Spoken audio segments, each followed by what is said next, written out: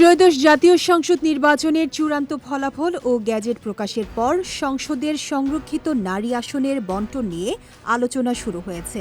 নির্বাচন কমিশনের প্রকাশিত ২৯৬টি আসনের গ্যাজেট অনুযায়ী বর্তমান আইন ও প্রাপ্ত আসনের সংখ্যার অনুপাতে ৫০টি সংরক্ষিত নারী আসনের হিসাব নির্ধারণ করা হয়েছে।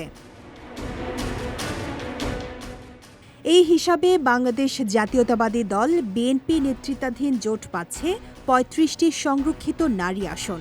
অন্যদিকে বাংলাদেশ জামায়াতে ইসলামী নেতৃত্বাধীন জোটের ভাগে যাচ্ছে ১৩টি নারী আসন। এছাড়া এবারের নির্বাচনে ৭টি আসনে জয় পাওয়া স্বতন্ত্র প্রার্থীরা একটি সংরক্ষিত নারী আসন পেতে পারেন।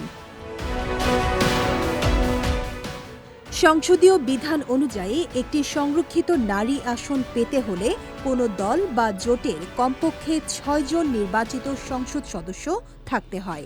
সেই নিয়ম অনুসারেই এই বণ্টন চূড়ান্ত করেছে নির্বাচন কমিশন।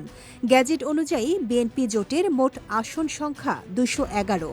এর মধ্যে বিএনপি এককভাবে ২০৯টি আসন পেয়েছে এবং জোটভুক্ত অন্যান্য দল মিলে বাকি আসনগুলো অর্জন করেছে। এই বিপুল সংখ্যাগরিষ্ঠতার কারণেই নারী আসনের বড় অংশ তাদের দখলে যাচ্ছে।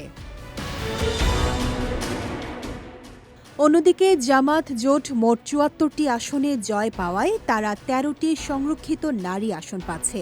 আইন অনুযায়ী আসনের অনুপাতে এই হিসাব নির্ধারিত হয়েছে।